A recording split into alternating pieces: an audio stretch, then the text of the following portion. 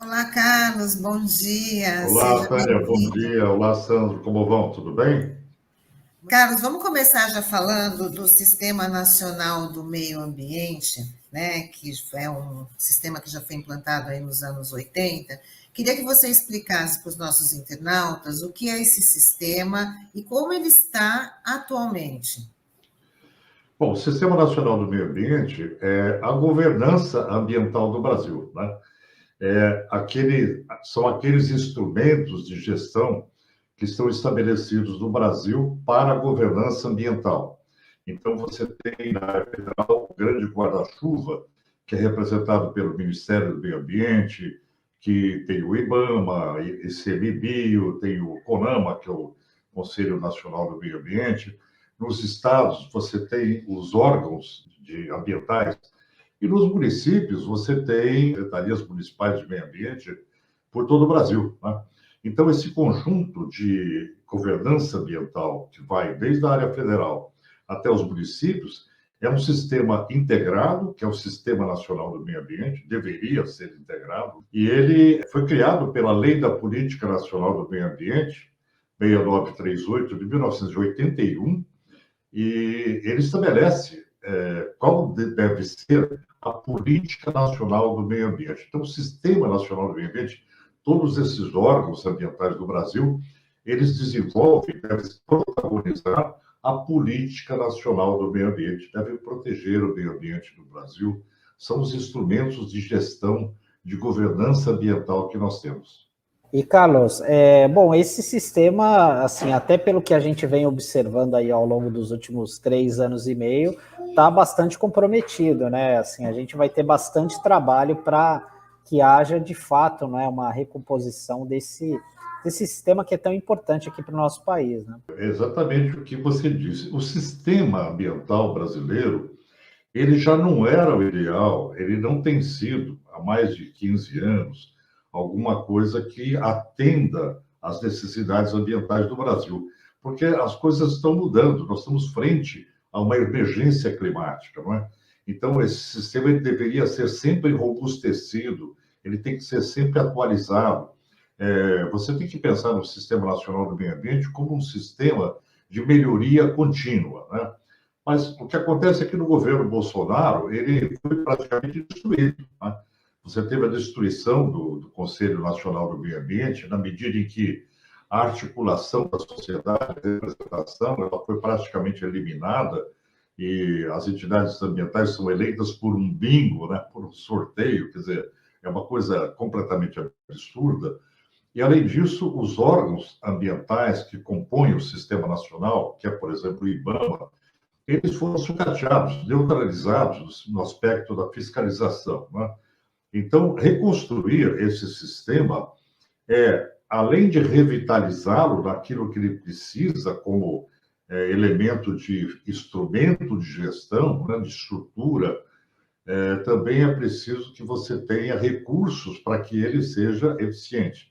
E mais do que isso, é preciso adaptá-lo para o enfrentamento das mudanças climáticas. Porque o que nós temos hoje, de novo, é um Estado que exige muito cuidado por parte do governo, né? Porque as mudanças climáticas trouxeram um estado de emergência climática. Aí você tem uma exigência muito maior do sistema ambiental para proteger a biodiversidade, para lutar contra a desertificação, para proteger a água, para proteger a agricultura brasileira, né, que fazer a proteção do solo e de água suficiente para promover a agricultura no Brasil. Tem uma interface muito forte com as cidades, com as regiões metropolitanas, principalmente, porque são áreas que você tem riscos, né, frente às mudanças climáticas, como nos dias de hoje, por exemplo, a cidade de Recife vem experimentando, né, com intensas chuvas. Você tem fenômenos que são naturais, como, por exemplo, a transposição de massas de umidade do oceano para o continente, a zona de convergência do Atlântico, é um processo climático, ocorre com o efeito do Laninha, mas esses elementos que são naturais, que são esporádicos, que acontecem de vez em quando, como secas, ondas de calor, acabam sendo potencializados pelas mudanças climáticas, pelo aquecimento global. Então, você tem situações muito mais difíceis de enfrentar, que levam, inclusive, a risco da vida humana, né? Que é o caso das inundações, das áreas de risco, onde você tem que ter um sistema de governança eficiente, competente, preparado, com instrumentos de gestão, participativo, né? A participação social é fundamental para que ele funcione bem. E como é que fica no Cisnama o engajamento das cidades, né? Porque são nas cidades que acontecem as medidas, as ações, né? Como é que é a importância também desse engajamento? Sempre se entendeu que o sistema de meio ambiente brasileiro ele era um sistema de competências concorrentes. Você tem a competência da União, competência dos estados e a competência dos municípios, que é quem está no território, e aí tem um contato direto com os problemas, e é quem sofre também, por exemplo, a questão de riscos climáticos, né? A competência que é conjunta na proteção ambiental, ela acabou se configurando ao longo do tempo no processo de incompetência concorrente. Quer dizer, todo mundo tem que tomar conta do ambiente, mas nem todo mundo faz isso direito, né? Então, é muito importante, principalmente na esfera municipal, que você tenha a capacitação dos órgãos ambientais. Quem está na ponta da linha, o município, ele é menor, ele tem, às vezes, mais dificuldade técnica de ter bons técnicos para avaliar o licenciamento ambiental, ele tem dificuldade para ter um processo de contratação de fiscais. Então, é importante você pensar que o município ele é decisório no processo de gestão e ele tem que estar preparado para isso. Então, você tem que ter uma estrutura eficiente dentro dos municípios para a área ambiental e tem que ter também a participação social, que não pode ser um conselho nomeado pelo prefeito, porque senão vira governo, né? Você tem que ter realmente um conselho ambiental com participação social, representativo, com a presença de ONGs que fazem controle social e lutam pela implementação dos direitos difusos, né? Então, Tânia, respondendo a sua pergunta, a ponta mais frágil do Cisnama é o município. E aí nós precisamos também pensar nesse fortalecimento dos municípios para a área ambiental. E, Carlos, até ainda continuando nessa questão do município, né, a gente muito fala dos fundos, né, do Fundo Nacional do Meio Ambiente, Fundo Estadual. As cidades, elas ainda carecem de criar esses fundos municipais para financiar essas ações municipais, até mesmo projetos, né, que possam melhorar essa conscientização e o trabalho na questão ambiental, de enfrentamento às mudanças climáticas que você tão bem colocou aqui? Tem umas questões muito interessantes que acontecem quando você tem episódios críticos ambientais, como, por exemplo, você tem um evento como aconteceu no Recife, onde houve uma grande um deslocamento de populações, ficaram desabrigados, perderam tudo, né? Então, por conta de inundações, né? E aí, como é que se enfrentou isso? Fazendo a transferência da verba, que era para a festa junina, para cobrir o problema ambiental, né?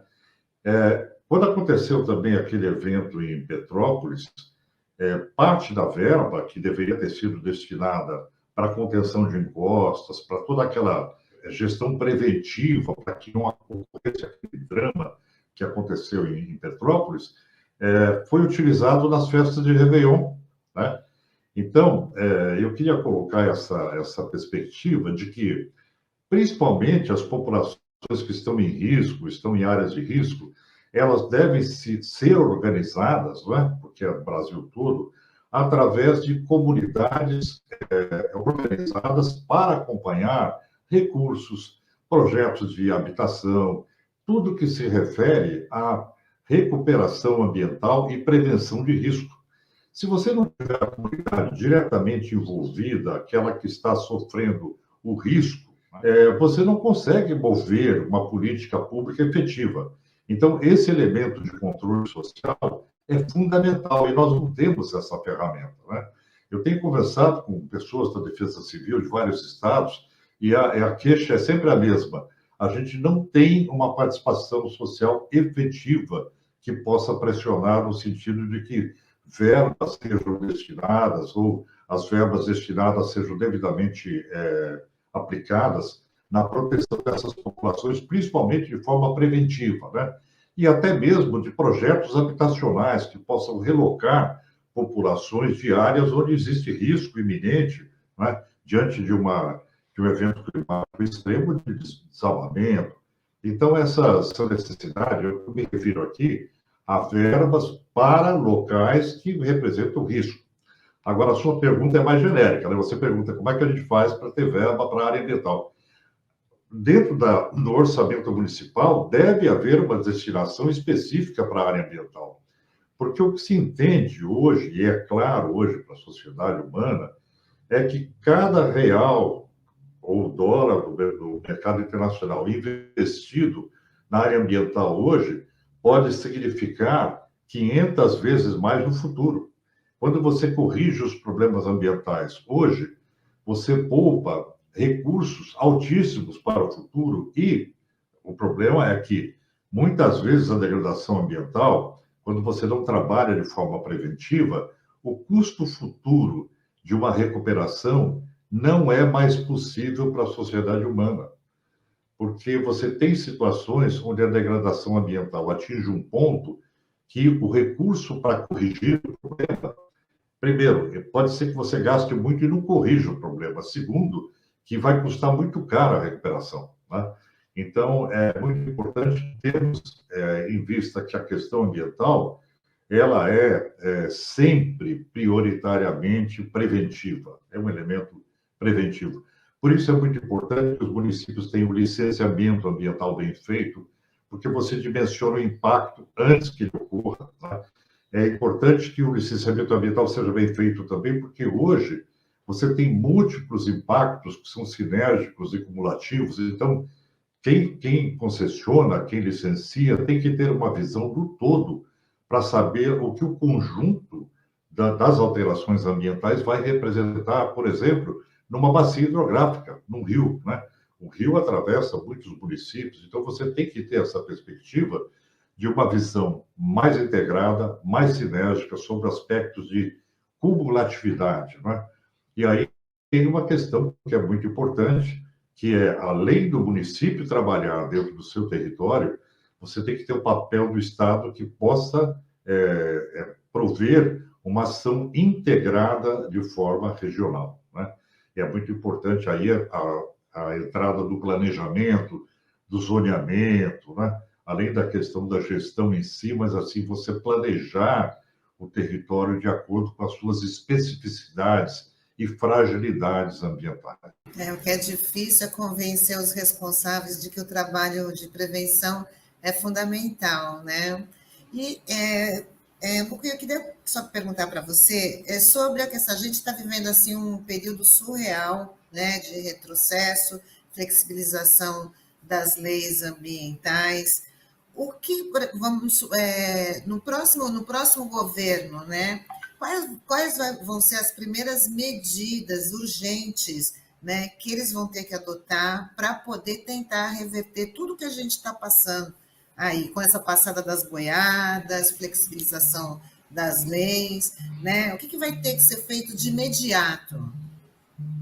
Olha, Tânia, nós temos aí alguns problemas que são referentes a um retrocesso que existe hoje, que é um retrocesso um pouco universal. O que aconteceu? Depois da década de 80, 90, a Conferência de Estocolmo, em 72, a Conferência do Rio de Janeiro, da Rio +20, de todos esses avanços ambientais, nós tivemos um processo de backlash, que é um fenômeno civilizatório conhecido, que é um retrocesso no processo civilizatório, das conquistas sociais, né? Exemplo disso, Donald Trump, presidente americano, né? Exemplo disso no Brasil, Jair Bolsonaro, presidente brasileiro. Então, essa coisa da extrema-direita, essa onda de negacionismo, porque precisa ver com negacionismo, porque são posições sem sustentação social ou científica, né? Então, aparece cheio de fake news, de artifícios para manter o processo. Tudo isso acontece não só no Brasil, acontece meio que globalmente e, diante disso, a economia teve um refluxo também. A economia responsável, ela acabou se tornando mais responsável numa linha que a gente conhece como business as usual, os negócios como sempre foram, né? Aquela visão colonialista. Então, isso teve um revival, um ressurgimento internacional. Bom, essa tendência é uma tendência de mercado e você tem, então, ao mesmo tempo que você tem um setor econômico, eu vou começar pela economia, você tem um setor econômico que é voltado a ESG, Environmental, Social and Governance, que é um cuidado com o meio ambiente, com a questão social, com a transparência e a governança.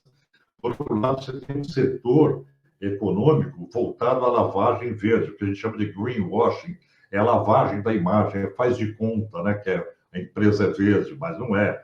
Então, essa demanda na área econômica está posta hoje. Você tem uma cisão entre esses dois polos, né, que é o ESG e o greenwashing, que é o faz de conta da área ambiental. Na área de governo, de governança, vamos aí para o Cisnama brasileiro, por exemplo, né, você tem um enorme retrocesso na área federal, que é na área de fiscalização da Amazônia. A prova disso é o grande desmatamento que ocorre mês a mês, né? Você tem uma grande lacuna na gestão ambiental, na medida que o CONAMA ele foi destruído, né? E aí você tem, além das ferramentas de gestão, os territórios indígenas, o papel do ICMBio, o que aconteceu lá na Amazônia Ocidental com o Bruno Pereira e o Dom Phillips, né, de um estado de desordem, né? Não é nem um estado de falta de lei, de aplicação da lei. É um faroeste, né? Aquilo lá foi uma situação de perda de controle, como está acontecendo na mineração, como está acontecendo no agronegócio. Então, como você instalar um sistema de governança na área federal para fazer frente a essa criminalidade que não é mais pontual, ela é insurgente, ela acontece com barcaças que tomam Rio Madeira e querem enfrentar a polícia. Quer dizer, você tem um descontrole, porque o que o governo Bolsonaro provocou foi esse efeito antipedagógico. Ele abandonou o processo de fiscalização e estimulou, né, mineração, a agricultura em locais inadequados, e isso tomou conta, né? Romper essa lógica da criminalidade é um desafio muito grande. Então, isso é um ponto que deve ser absolutamente prioridade zero no governo federal, né? No governo de São Paulo, nós tivemos um efeito semelhante. Você tem um desmantelamento do Conselho Estadual do Meio Ambiente, você tem uma fragilização do órgão de controle, que é a CETESB muito mais ligada hoje a um processo de crescimento econômico, preocupada em licenciar mais indústrias do que ter cuidado com o licenciamento. E nós começamos a ter em São Paulo um retrocesso. Por exemplo, Cubatão hoje precisa diminuir 52% da poluição por material particulado. Isso foi se acumulando ao longo do tempo. A população de Cubatão está sendo submetida a um alto índice de poluição por material particulado, né? Além disso, você tem situações de descontrole, por exemplo, no polo de Capoava, na região do ABC Paulista. Então, aquilo que era uma lógica dos anos 80, 70, aqueles indicadores começaram de novo a aparecer as desconformidades ambientais, porque houve uma perda da cautela, do cuidado, do órgão de fiscalização, né? Então, colocar em ordem essa situação na área federal, no estado de São Paulo, vai demandar uma política ambiental que tem que fortalecer os sistemas de fiscalização, os sistemas de controle de poluição, os sistemas de controle do território para a questão de proteção de água, de solo. Em São Paulo, nós tivemos a destruição dos institutos de pesquisa florestal, de botânica, biológico, da Emplasa, que era a empresa de planejamento territorial, urbano, que tratava da questão regional, não só local, né? Ou seja, nós estamos às portas a necessidade de um grande processo de reconstrução, de governança, seja nos instrumentos de gestão, seja nas diversas agendas ambientais, que vão desde a agenda urbana, agenda marrom, agenda de resíduos, agenda cinza da poluição e agenda verde. Né? Nós vamos ter que pensar todo esse processo, portanto, os governos que vêm aí vão ter muito trabalho para fazer a lição de casa. Bom, da gente continuar, só desejar bom dia aqui para o Jair, para a Fabiana Prado Pires de Oliveira, que estão acompanhando o programa de hoje, e também, quem puder, deixa o seu like, deixa o seu joinha para quem está acompanhando a gente aqui pelo Facebook e pelo YouTube. Carlos, você tocou em alguns pontos importantes aqui, a partir da questão da Tânia, né? Você falou muito claro ali, que os representantes dos municípios falam dessa falta da pressão social para que a gente possa avançar nas políticas ambientais. E a gente também percebe isso nos parlamentos, de uma forma geral, né? Pelo menos a gente tem a impressão que a bancada ambiental, né, foi muito maior nos anos anteriores, né? Nós já tivemos grandes expoentes no parlamento brasileiro, como o caso da própria Marina Silva, né, que se tornou ministra do Meio Ambiente, e hoje a gente tem algumas lideranças, né, que são comprometidas, mas ainda são insuficientes. No caso, a gente até comentou aqui da Joênia Wapichana, de Roraima, que é da Rede. Aqui em São Paulo a gente tem o Rodrigo Agostinho, que foi presidente da Câmara, né, presidente da Comissão de Meio Ambiente da Câmara, e eu queria que você falasse um pouco disso. Diante desse cenário assim, de terra arrasada, você está esperançoso que a gente consiga eleger uma bancada mais afinada com as questões ambientais nas eleições desse ano?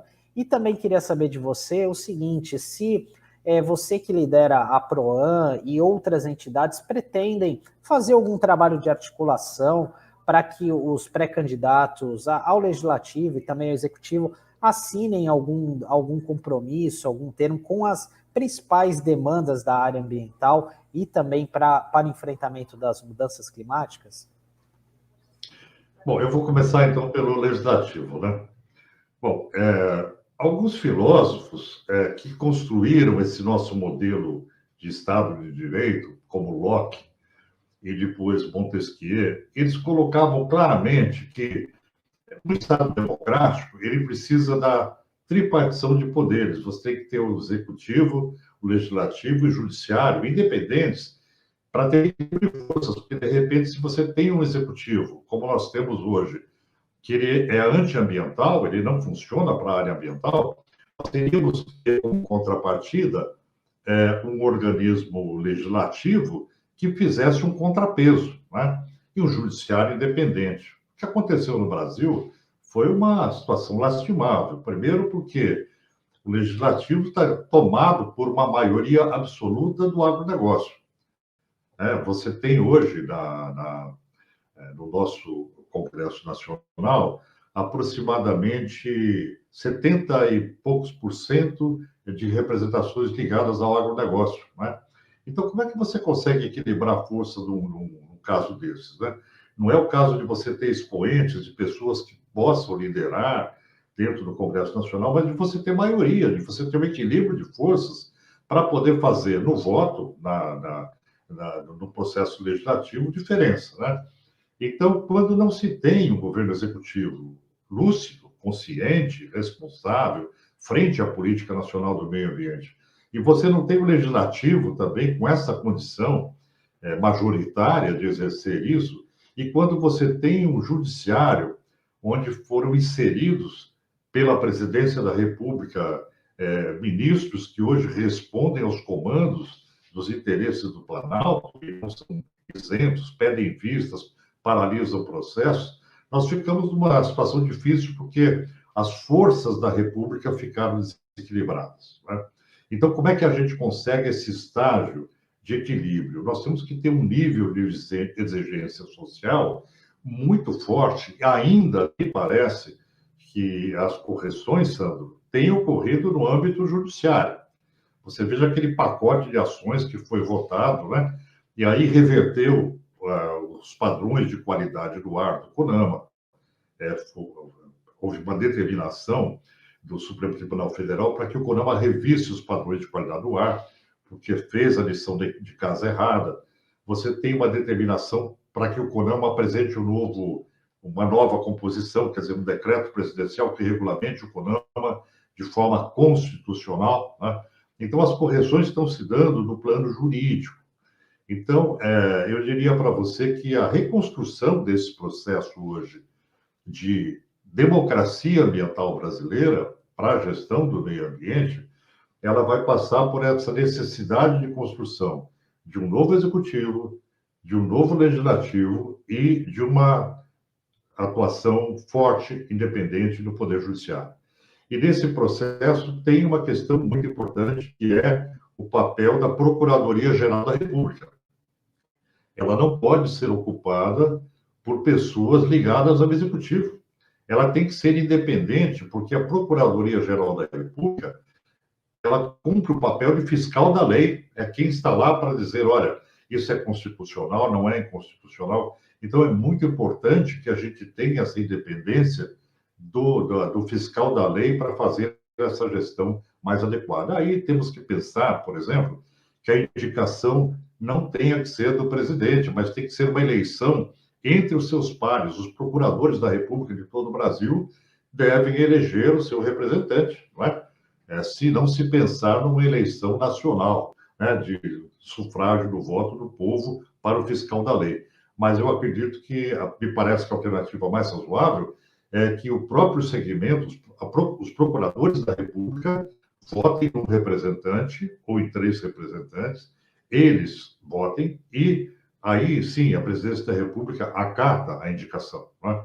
Então, eu diria que esses são os pontos que a gente tem que pensar além, Sandro, daquilo que é um grande elemento que mantém a democracia, que mantém uma progressividade nas conquistas sociais, que é a participação social.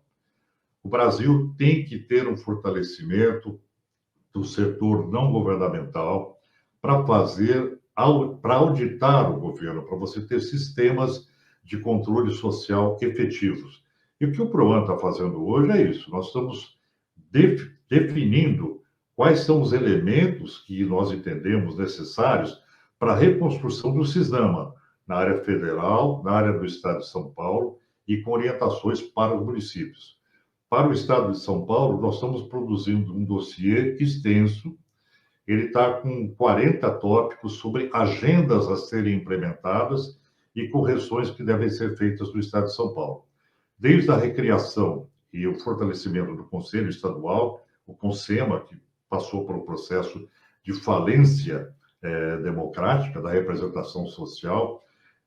Nós temos o problema da pesquisa científica no Estado de São Paulo, da recomposição dos institutos de pesquisa. Nós temos o problema das concessões de áreas do Estado, né, como o PETAR, por exemplo, né, que está sendo concessionado sem critérios. Então, todos esses elementos que estão, eu diria, no estado de desconformidade com o que determina a lei da Política Nacional do Meio Ambiente, isso tem que ser saneado.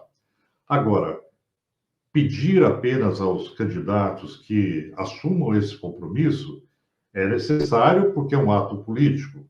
Porém, do nosso ponto de vista, o que nós temos no Brasil é um estado de ilegalidade, porque a lei da Política Nacional do Meio Ambiente, que determina a Política Nacional do Meio Ambiente, que é executado pelo CISNAMA, por esses organismos, não está sendo realizada. Então, nós temos um estado de ilegalidade que tem que ser tratado como ilegalidade pela sociedade brasileira, não é?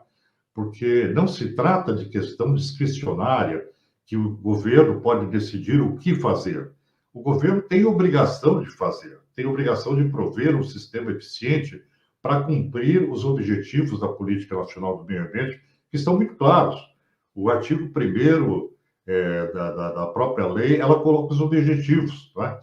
Então, eu diria que é uma tarefa gigantesca e vai demandar um exercício de controle social muito efetivo, de aferição do que deve ser corrigido no estado da arte, de pontuar as questões mais nevrálgicas e depois monitorar esse processo. Não basta sugerir, tem que monitorar através de mecanismos de participação social.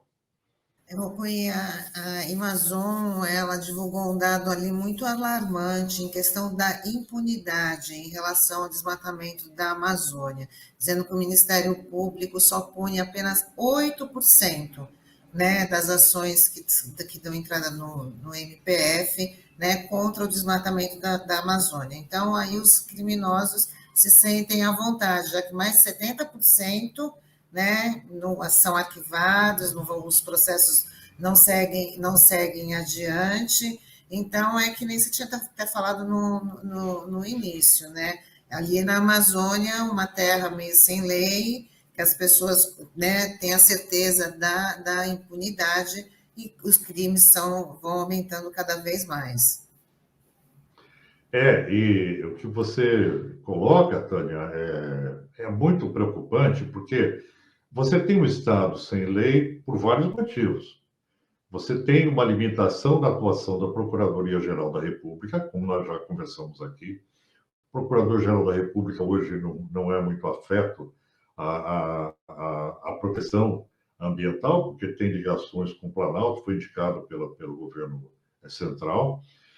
Você tem um judiciário que tem dificuldades, é moroso para decidir as questões.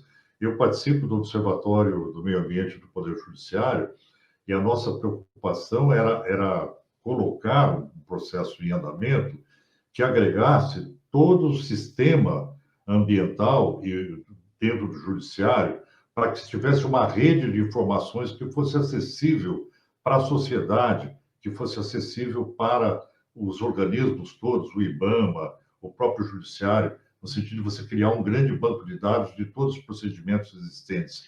Quer dizer, essa integração ainda está acontecendo, né?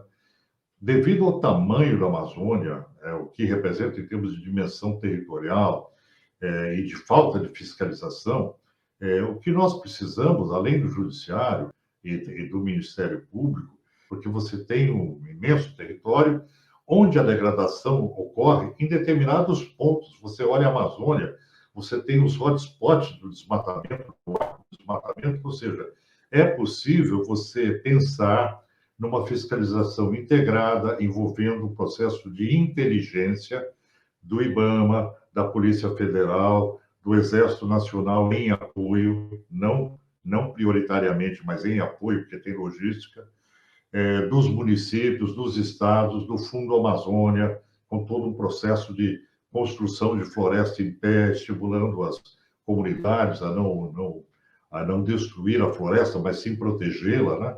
Valorizando serviços ambientais. Então, esse modelo de uma política de sustentabilidade, onde a fiscalização ela seja integrada por todos os órgãos, isso demanda uma postura inteligente e proativa do governo federal. Ele é o grande articulador, né? Isso não acontece. O governo federal apresenta uma simpatia incompreensível por mineradores, desmatadores, madeireiros. Então, o que acaba acontecendo é esse efeito antipedagógico, né? Que nós vemos hoje de estímulo da sensação de impunidade, onde a criminalidade se organiza para cometer o crime, né? Então, você tem um Estado semelhante ao que aconteceu em Chicago, nos Estados Unidos, né? Onde o crime organizado ele tinha ramificações para todo lado. Então, romper essa lógica que hoje permeia a Amazônia, de forma que você tem elementos efetivos de proteção, é fundamental. E outra coisa, a Amazônia ela tem poucas vias de saída, vias de escape, seja para o ouro, seja para a madeira, seja para a questão até do agronegócio. Então, é possível você, através de um sistema de inteligência, de controle territorial, você prover um controle para que nem o ouro saia do território se for ilegal. Porque até o ouro hoje, você consegue, através de uma análise rápida, técnico-científica, saber de onde veio, porque cada ouro de cada lugar ele tem uma característica, né? Então, você tem elementos científicos para promover um processo de controle que não se tinha antigamente, né? Então, esse sistema ele tem que ser eficiente, articulado e bem equipado do ponto de vista de sensoriamento, mapeamento, enfim, tudo que a ciência nos oferece para realizar isso. Carlos Brocuí, estamos chegando ao fim aqui da nossa conversa, que foi muito importante, né, se compartilhar aí essas informações, mas eu queria que você falasse só como é que as pessoas podem conhecer o PROAN, né, que tem sempre informações legais lá. Então, qual é o nome da página para a gente colocar aqui na nossa tela, para as pessoas poderem acessar? Olha, o site do PROAN é www.proan.org.br. Também você encontra o PROAN no Facebook, né? Instituto Brasileiro de Proteção Ambiental, PROAN. É fácil, só pesquisar no Facebook. E lá nós deixamos lá todas as notícias, tudo que nós fazemos, né? Tudo que nós fazemos que está colocado para o público, porque nós fazemos muita coisa que está no bastidor, que é essa gestão que a gente faz no sentido de elaborar e articular organismos para proporcionar essa mudança, né? Essa mudança de consciência e essa mudança de gestão. E hoje, eu diria, Tânia, que nós estamos assim num processo muito intenso para promover essa transformação com relação, principalmente, ao Cisnama, né? Ele tem que ser reconstruído, porque se o governo mudar, as forças econômicas que provocaram o processo negativo de perda, elas vão continuar aí. Então, nós vamos ter que entender que todos os governos estarão sujeitos a essa pressão e nós vamos ter que trabalhar muito firmemente para criar contrapesos, né? Para você criar elementos de controle social sobre o processo. Muito bem. Muito obrigada, Carlos, e com certeza até uma próxima oportunidade, que é sempre bom ter você aqui com a gente. Um ótimo dia para você. Eu que agradeço. Muito obrigado. Bom dia. Tchau, Carlos. Até uma próxima. Até mais. Obrigado. Rádio Brasil Atual Litoral é uma realização da Fundação Setaporte, apoio cultural do Sindicato Setaporte.